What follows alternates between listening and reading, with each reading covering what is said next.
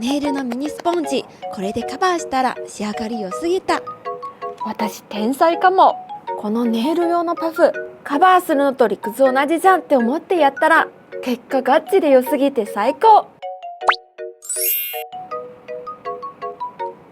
クマをピンポイントでしっかりカバー。しかもムラなし、ピタって密着。この爪みたいなとこ、見た目ちょっと鋭そうだけど、でもここで完全ガードされるの。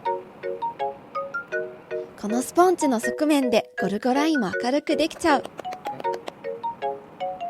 やっぱ私天才。しかもこのパフ安いし、こんなに入ってる。何回か使ってポイしても心痛まないよね。ニキビ跡もやってみるね。